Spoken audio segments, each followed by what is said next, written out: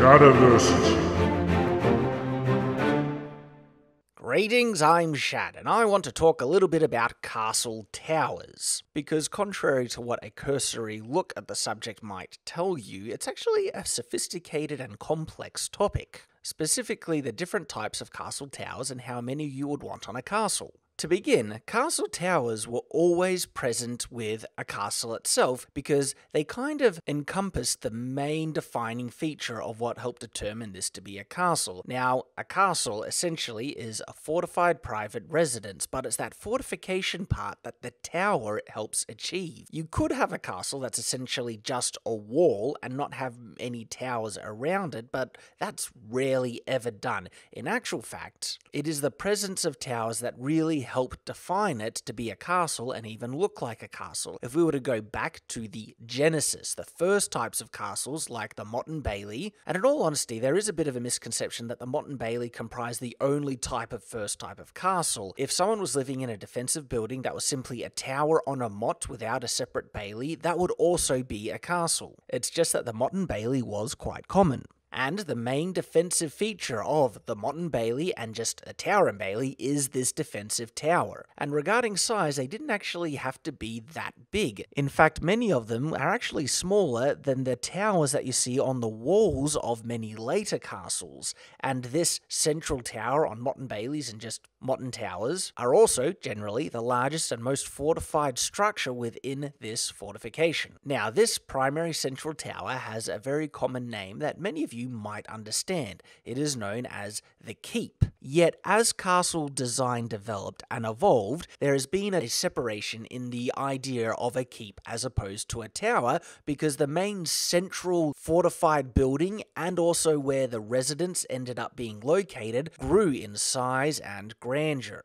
But that isn't universally the case. There are many castles in which their outer walls, the towers that sit along the line of the castle's outer wall, are actually equally as big as the central tower that is the castle's keep. And in some cases, it doesn't even have a central tower. The outer wall towers are large enough to put rooms inside, and they're kind of like self-contained keeps unto themselves. The best example of this is Caernarfon Castle. Just have a look at it. It is a castle essentially comprised out of towers and walls. There are other smaller buildings built onto the sides of the walls within the bailey, and you will find things like the Great Hall and kitchens and stuff like that, but many of the royal rooms are actually located inside these large towers. Another great example of this style of castle, which is essentially a tower castle, is Conwy Castle. All towers and walls with additional rooms built along the line of those walls. Both Conwy and Caernarfon Castle don't have a central main keep, a central larger tower where either the most impressive rooms are located, like the Great Hall, or the main residences, bedrooms. The reason why these bedrooms would generally be located in the largest tower is that this is the most defensible and fortified part of the whole castle. It is usually located inside the outer walls, and so if the outer walls are ever taken, there's a fallback position in the main keep, the main tower, so you want to put the most valuable people in those towers. But just a note on Caernarfon and Conwy, just because these larger towers are located all around the walls doesn't necessarily mean if one section of wall is taken that the whole castle then falls and each individual tower is then exposed, because these towers, of course, would have fortified doors on them, and once you take one section of wall doesn't mean you've taken the whole castle necessarily. If you look at Caernarfon Castle, you will see that access to the different sections of walls are directly through each tower itself. This makes each one of these larger towers essentially an individual fallback position, making them function as individual keeps. Of course, not every castle was designed this way. There is such diversity in castle design, and what you'll find in many other castles is that they have a main central tower with smaller towers attached to the outer curtain wall. And when you have smaller towers on the outer wall and a larger central tower, it makes sense that you would call this larger, grander tower something more impressive, and it was generally called the Great Tower, which was later identified as the Keep or donjon, donjon translating into Great Tower. You also have to understand that a tower doesn't necessarily need to be round. A tower literally just means something large and tall that is a tower, and so you can have square towers, round towers, there's many different types. Even ones that look particularly boxy, they are most definitely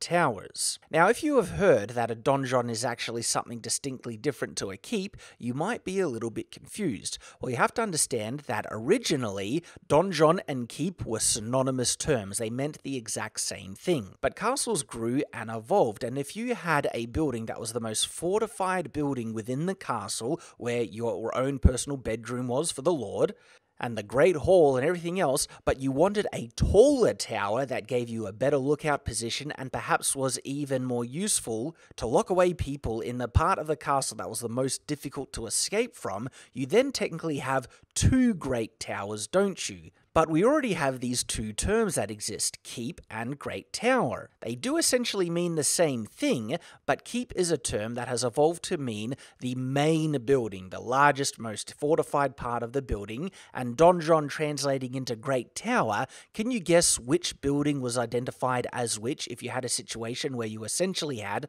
two great towers, but one being larger, more fortified, and one being specifically taller and more tower-like? Well, you can kind of guess how these terms evolved then. The keep referred to the main fortified structure, and the donjon referred to the largest tower of the castle. When did this delineation happen? I have no idea. I haven't ever been able to find it. It could have been a delineation in terms that actually only occurred in the modern day, and historically, these terms were always synonymous, but regardless when it actually happened, I really like that there is a distinction between these terms because it is very useful in language. There are many castles that have a main fortified building, whether that's going to be where the Great Hall is or where the main room is, and a main tower next to it, and so it just makes sense. It is useful to be able to identify one of these buildings as the keep and one of these buildings as the donjon. A great example of a castle where having these terms mean two separate distinct things and being quite useful is Gatehouse Castle of France, which is being built in the modern day using medieval technology. What a beautiful and awesome project this is. I love Gatehouse,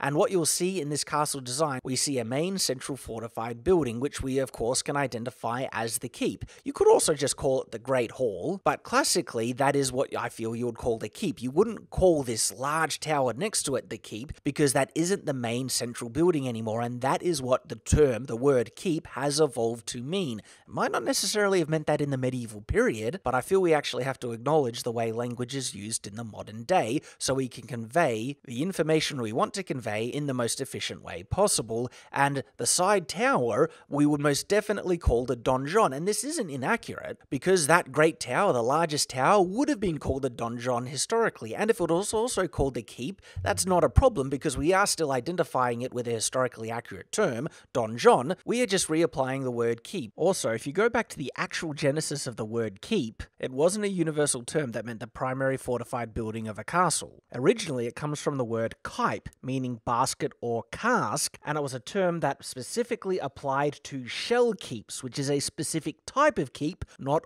all types of fortified castle buildings or towers. It just evolved in a broader sense to be applied to them. It's more likely that in the medieval period, the main fortified building or tower was referred to by certain Latin words such as turris, turris castri, or magnus turris, which translates into tower, castle tower, or great tower. And then there's also the classic donjon, but the word turris does sound familiar, doesn't it? The word that we might be more familiar with is turret, but turret now refers to not the largest fortified towers, but the smaller towers that sit on the corners of the larger fortified buildings or walls. And so it's quite impossible to demand that everyone use the exact terms to identify the parts of a castle that was used in the medieval period because so much has changed. Language evolves, and so long as we have a term that does mean something specific that most people also have that same understanding, we can then communicate what we're talking about when we're referring to different things. So regardless what these terms might have meant in the actual medieval period, it's still good to know what they did mean. What they mean now is a fortified primary building of a castle is the keep, the largest tower of a castle is the donjon, a small side tower is a turret. Now, of course, these aren't the only types of towers on castles, and in fact, when you refer to the towers on castles, people don't generally mean the keep. They might mean the donjon, which is the most impressive largest tower, but more often they'll be referring to the main defensive towers that are hugging and attached to the outer curtain wall. And I'll go into the types of towers on the curtain wall, but I do want to mention one of the most important towers on any castle design, and that is the gatehouse. Now, people might not think the gatehouse as a tower, but no, it is a type of tower, even if they can be more boxy and lower. But the thing is, they can actually have many different designs, and in fact, one of the more classic designs of gatehouses is a type of gatehouse with two types of towers attached to the front on either side of the main entrance. This is interesting because these types of towers, sometimes they can rise above the main block of the gatehouse itself, but other times they can be attached to that main block on the same level, and this turns them into a different type of tower that we can also see on castle curtain walls. What type of towers am I referring to on curtain walls? It's the type of towers that are not taller than the wall itself. It's like the wall stops at one point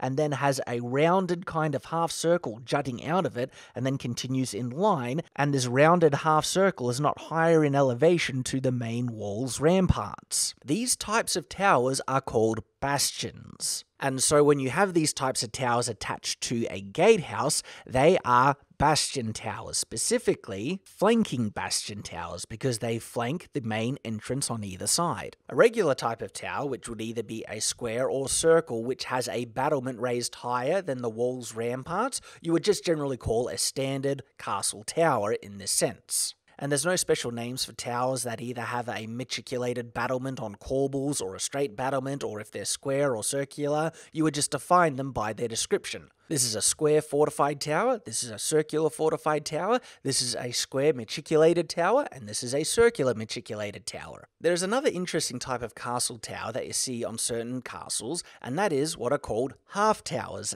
And the name pretty much describes exactly what they are. They are towers that are essentially cut in half. Unlike a bastion tower, which is essentially a type of half tower, it's just sticking out of the wall and it's in line with the wall's ramparts, a half tower is like this, except that the top of the tower rises above the line of the wall's battlements that it's attached to. And it is generally a half circular tower, or it could be a little bit extended, where it has a rounded circular front and then an extended kind of straight portion behind itself where it attaches to a wall. The logic behind this design is that you don't necessarily need battlements and fortifications facing the inside bailey of a castle, and in actual fact, having full complete towers that have battlements all the way around them, whether they're square or round, means that if an enemy ever takes one of these towers, they have protection from the inside of the castle, because they take the tower, the defenders are still facing on the inside, and now the people who have that tower can use its own battlements to defend themselves.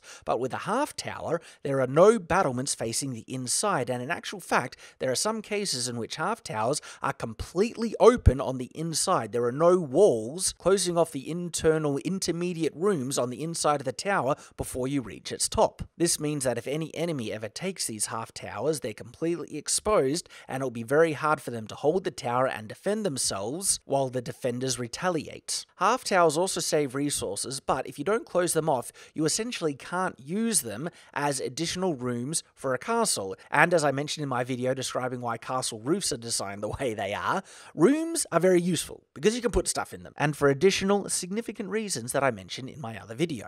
So if you want additional rooms, it makes sense to close off the towers and make them full complete, but it's a bit of pros and cons as I've mentioned. Half towers still have a certain advantage to them. You get to save the resources that it would take to make that last final wall, closing them off, and they have certain defensive advantages. Now, I really should mention why you even want towers along the outer curtain wall of a castle, because, why do you even need them? You have the wall defending the primary fortifications inside, so why not just build a fortified wall with a battlement on top it and have no castles attached at all? Well, it's all a matter of line of fire. You see, the closer that enemies get to a castle's walls, the more difficult it is to fire down on them. Even if they're not directly underneath you, say the enemy is at the base of the wall a good 15 or so meters to your left or right. To fire down on them, you essentially need to lean out in between the battlements and fire at a 90-degree angle to reach them. That's a problem. Your line of fire is very limited, but if you had a section of wall or indeed a firing platform that was raised a bit higher than the wall and extended that little bit forward from that line of wall where all the enemies are kind of getting close to with either ladders or anything like that, you have a much more direct line of fire to shoot anyone so close. So because of this, having towers along the line of castle walls are very, very useful. How many castle towers do you want added to a castle's walls? Well, it depends how big the walls are, and a good rule of thumb to determine when you need a new tower, or how far apart these towers should be, is if we're standing on one tower, you can shoot an arrow in a direct line to the base of the next tower away from it. If you cannot shoot the base of the tower, if the tower is around a curve or something like that and you can't reach it, that means you're going to have blind spots in your defenses. So you should always have a castle tower close enough to another one in which you can shoot at the base of these towers in a direct line. That's the rule of thumb, and that's what you would want to follow in effective castle design. So you might think that we've covered everything we need to cover about castle towers. Well, we're not done yet, because there is more significant, awesome, interesting stuff about castle towers. And it's the idea of what a castle is. Remember, it's a fortified medieval residence. And they extended a bit outside of the medieval period into the early Renaissance, but yes, the general understanding and definition is that. People have often assumed that a castle is a castle if it has a fortified building with a wall around it. That is incorrect. There are many castles that were identified as castles in the medieval period that did not have walls around them, and in actual fact, these solitary individual castles, well, they are essentially just a fortified keep by themselves. And what is a keep? It's a type of tower. And in actual fact, there is such versatility in these smaller individual tower castles that you can have ones that look like larger kind of fortified keeps, and maybe some have extensions to them with multiple different rooms, like Priyama Castle, which has no walls around it.